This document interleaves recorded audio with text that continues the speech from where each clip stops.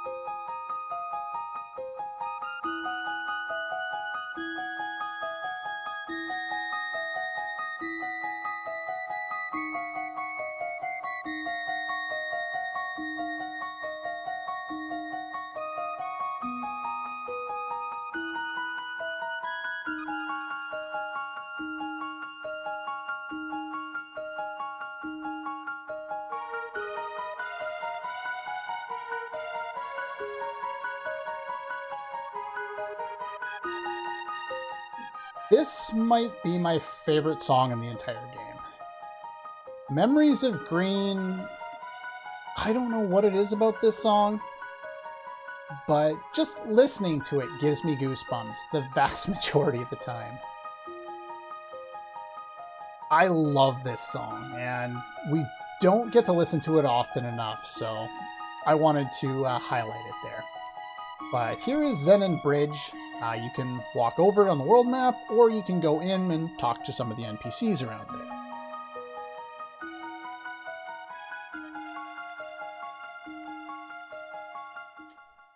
And here's the town of what I always thought was Poor, though I've also heard Poré. I'm going to go with Poor. Just was always the way it was in my head. It gave me an excuse for why they were charging double the amount to stay at the inn here as they do in Truce. But that's just a guess. Here's the market. We talk to you. We can get a steel saber, which is only... It's in between the iron blade and the load sword, or the iron sword and the load sword, whatever it was called, that we could buy from Melchior. There's also an iron bow, a dart gun, and we can also buy some better equipment than the stuff that we already had access to. If we so desire to purchase any of those. Now, I used to save up for the steel saber so that I could buy that and make Chrono a little more powerful early on, and over time of playing, even as a kid, I eventually just kind of shied away from that. In fact, there was one or two times, I actually ground up enough money to buy the 4,000 gold load sword from Melchior. It's nice, it's great, it's way more powerful, but we will end up finding one anyway, so it's not required. you're better off buying some of the equipment, like a bronze mail or one of the bronze helmets, just because they add so much more defense and give you much more survivability. However, Chrono Trigger is not a difficult game, so it's not really required one way or the other. Here's the Snail Stomp. Some monsters coexist with humans, like the piano player. You got the best jerky in town, but you're saving it. That's some expensive jerky, dude. 10 grand for some jerky? No. I didn't think so. 400 years ago, a woman named Fiona died trying to save the great forest that once flourished to the north. How sad. Oh, you stopped the music. Play a sad one, Joe. Or something upbeat. Now, I always used to come up and just chill here and listen to some of the music, especially early on in the game before, in my first time playing, before I ever got very far, because I never got a chance to hear most of these songs.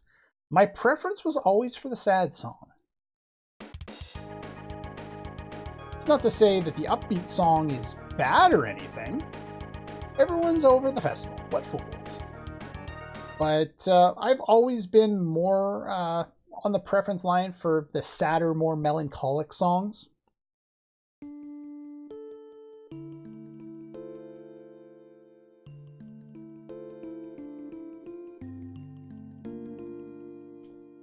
And we will have at least one good opportunity that I always remember in relation to this song to hear this in a more suitable position, or more suitable time. So let's get happy again. Residents, what's up? You want to go to the festival too? Grandpa and Grandma went to the 1000th anniversary in Truce. We're keeping an eye on things here. And here's the mayor's manor. Children are slipping away from us. It's so sad. Person I hate most? Whoa. Why do you hate your dad? Loves money more than he loves you. I run this town, and I'm so rich that I don't know what to do with it all. Give you a 10G if you act like a chicken. Okay.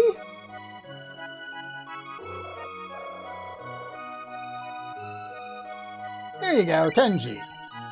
Now, when I was young and stupid, I actually farmed this, because as soon as you leave a screen transition and come back, you can talk to him and get more money. I didn't realize the fact that it's actually smarter and faster to just fight enemies, because I'm stupid. Everyone says Daddy's greedy. They're lying, right? Now, I'm not sure if this is just an awkwardness of the translation, but it comes across this way in the DS version and beyond as well to me. But he doesn't seem all that greedy, because he just says he says that he likes money and that he doesn't know what to do with it all. But he has no problem spending that money by entertaining himself by making Chrono act like a chicken. So he doesn't seem greedy as much as he just seems, rich and bored. But maybe that's reason enough for why his kids are kind of slipping away from him. Now, here is another residence. I already went to that one. But here is a ticket office. Nothing like a ferry ride. Take the ferry every chance you get, huh? One-way ticket is 10G. Sure, have a nice day. Now, you can get in this and take a ride and see a little bit more of the world. It actually takes longer to take this than it does to just walk back, but you may have noticed that there was one of these docks right in Truce as well. So yeah, this will take us back to Truce, but it does give us a little more view of some of the other things that are located around the world. Not much, but a little bit. And it's nice that they included it in here, just for a little more world building. It would make sense that they would have one of these. Sometimes a mysterious whirlpool appears in the ocean near here. What can cause that? Elaine. If only Fritz would return, I'd ask nothing more. I wonder who Fritz is. You'll just sell me a ticket. No, I think I'm good. I'm back where I belong now. So there's one other place to take a look at, and that's Guardia Forest. Forest leads north to Guardia Castle. Now, up here, we'll find our first of the tabs. Now, tabs are something that exist in this game. There are power tabs, which permanently increase your strength stat by 1. There are magic tabs, which increase magic by 1, and speed tabs, which increase speed by 1. Now, as you can see, our stats are pretty well already set up. I've already talked about them. And, well, early on, just because of kind of the way I am, and I don't like to get rid of things that are, you know, one-use things, and I could use them on the wrong thing. Even back then, as a kid, I basically never used these until the end of the game. Now, one of the best uses from future playthroughs that I've learned is you can make Chrono a little more usable or a little more powerful throughout the majority of the game if you continue to pile them up on him. But there are other ways of doing this as well. You could save them until later and pile them all up on a different character if you so desire. I would recommend choosing one of 5 characters, really. And do not choose Marley for this because, as you can see, she has a bow here. If you increase her power stat, it does for a little while, but once you get a relative amount of power, it doesn't affect her damage at all anymore, or even, like, it takes a lot to affect her physical damage, so it's just not really worth it. So if you don't give it to Chrono, save it for one of the other physical attackers that will eventually show up. But, yeah, I'm going to save it for now. I haven't quite decided who I want to use it on, but, yeah, I'm not going to go too overboard and trying to specialize it. I'm not researching anything for this Let's Play. And, press the Y button at any time in combat. As you can see, you run into enemies on the field instead of, you know, random battles. And here we have Hitake, or rather Hitake, which, as a kid, I always called them Hitakes, and I never really understood that. Later on, I realized how dumb I was as a kid, because, yeah, they're Hitake, or shiitake mushrooms. These guys are much more worthwhile battling because they give you both money, G, and rarely they can give you an item as well. And I made sure not to fight Gato too many times so I could demonstrate that. For getting tech points, you can learn techs. And techs have different effects depending on what they are. And if you're here, you can take a look at what these techs are, what they do, and how you can make use of them. Now, the cool thing is there are dual and triple techs requiring more than one character. So once all, you know, different amounts of characters learn different things, we can actually show off some combination attacks, which are actually pretty cool. Now, we just learned one, so let's take a quick look and see how that works.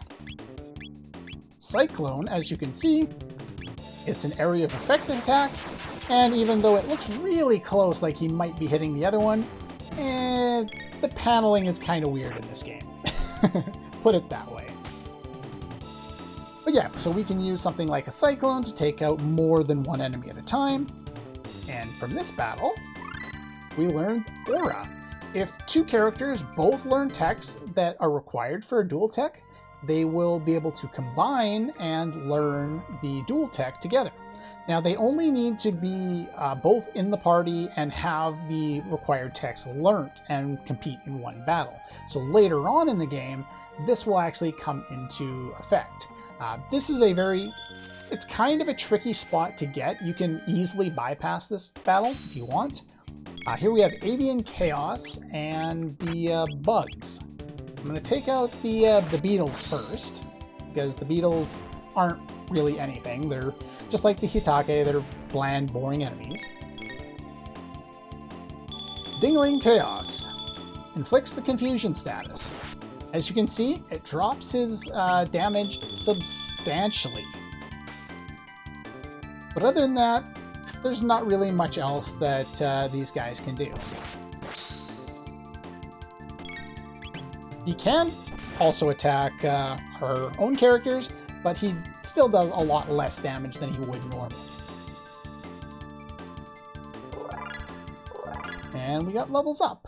Nice. I could have used a heal to heal him, but it's not really all that dangerous, so I didn't think it was worthwhile. There are mushrooms down here as well, if you were so inclined to try and take them out. The upside to using whatever it is, the wait mode, is you can wait for the enemies to start moving around, and let's see here. So they started to move. You can hold on here in wait mode, and the enemies won't continue moving.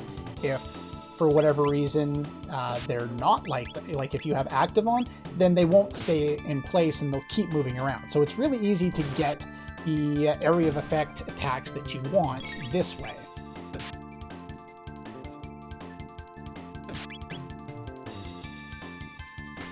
But yeah, these are real basic enemies. They all die in one hit. There's not really all that much to it.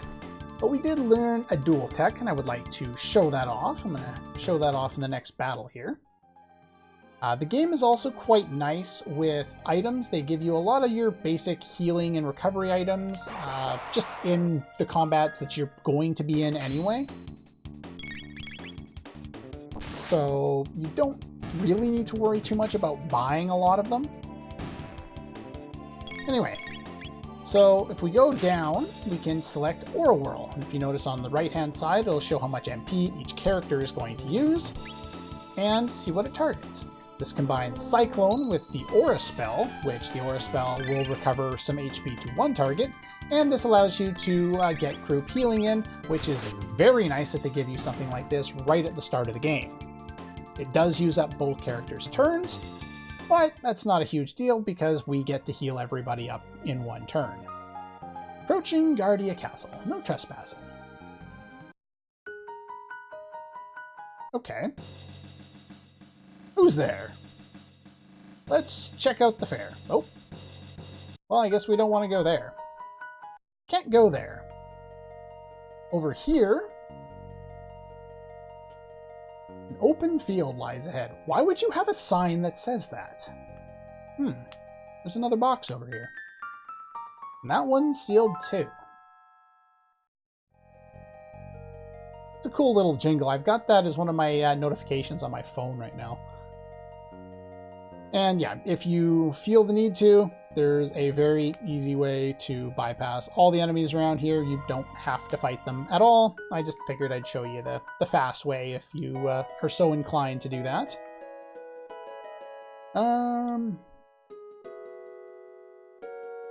Yeah, I'm fine, I think.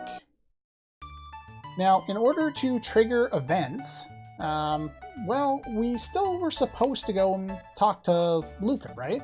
But these guys up here, they're still setting up. Why don't you come back in a while? Do I know the latest gossip? Of course not. Heard the king is in distress over his tomboy of a daughter. See how wild she really is.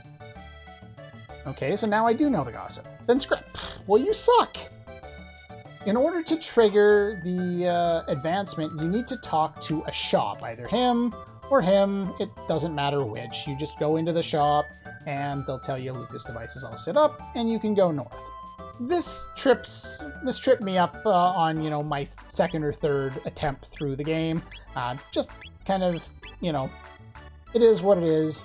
But yeah, if you talk to them now, they'll all say the same thing. So now, we can go up here, and yeah, hold your horses, I want to get some candy. Now, if you press the directional button down, it looks like you're trying to drag her away. So this is another one of those things like in the last episode where I said they'll have effects later on. Just don't press anything, wait for her to make her decision. Though you can go the other way as well if you so desire. Thanks for waiting. No problem. Step on up. Anyone who has the time and the courage. Our super dimensional warp is the invention of the century. To use it, jump on here, and you'll be teleported here. Masterwork of your beautiful daughter. Okay, the anachronism is a little crazy in this game, but that's fine. It's you know, it's a 90s game. It was from 95. It was a Super Nintendo game. There's... Would Ultima 1 have spaceships and it was in a fantasy setting? Something like that? They never work right, eh? Check out that girl's glasses. Probably see the backside of the moon with those. What is with the knock on the glasses? Give it a try, kid. Oh, it's you, Chrono. Well, in order to advance with things, we need to talk. And I love Lucca's emotes. She's just so much fun, so expressive in her emotes. It's just awesome. Where have you been? Nobody wants to try the telepod. How about you? Looks like fun. I'll watch while you try it out. Oops, that's the wrong button.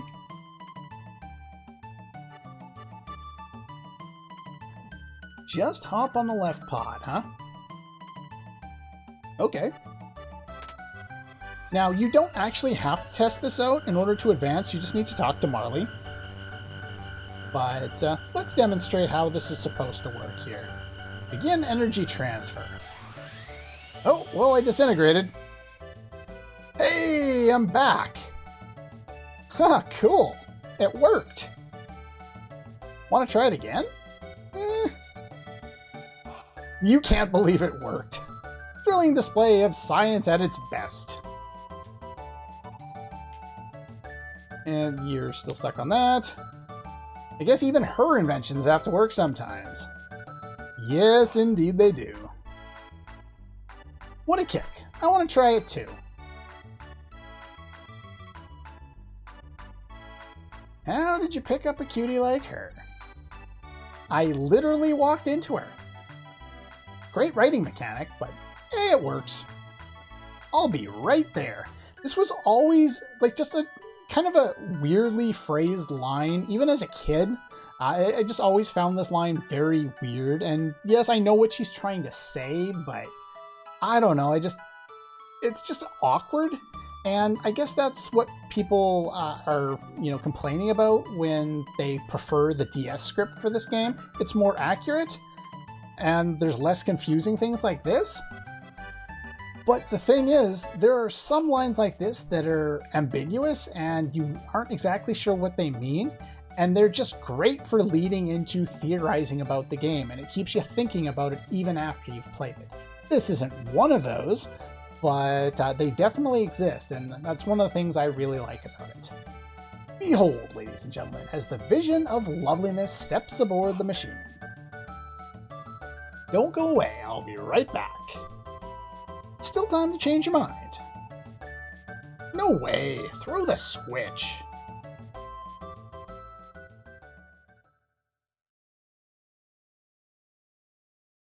Let's give her a great big hand when she reappears. What happened to the music? Begin energy transfer.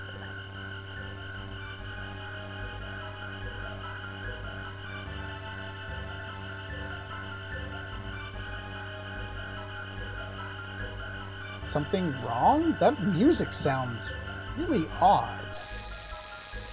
That didn't happen last time.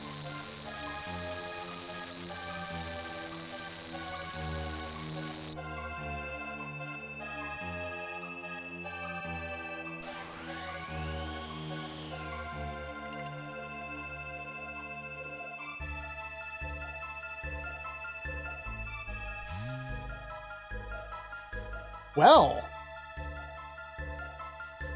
I have a feeling that's not how it was supposed to go. What exactly have you created here, Lucca? Let's head along now. You're just getting rid of all of the witnesses and sending them off. And they just leave. It's so weird. Now we can try and figure out what the hell just happened. Where did she go? Now, the way she disappeared, it couldn't have been the telepod. The warp field seems to have been affected by her pendant. So familiar. I know I've seen her before. What are we gonna do now?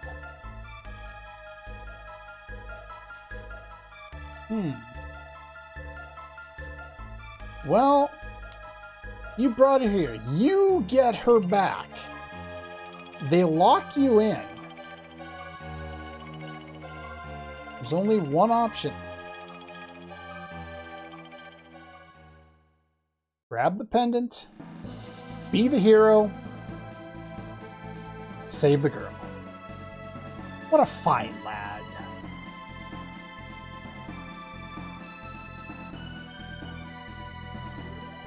I have goosebumps again. I love the song. Don't know where the machine is going to send you. We haven't any other choice. Won't they both be lost, though? It's our only hope. Pendant seems to be the key. So hang on to it, Chrono, and brace yourself. All systems on. Begin energy transfer. Power to full. Give me more power! Roger.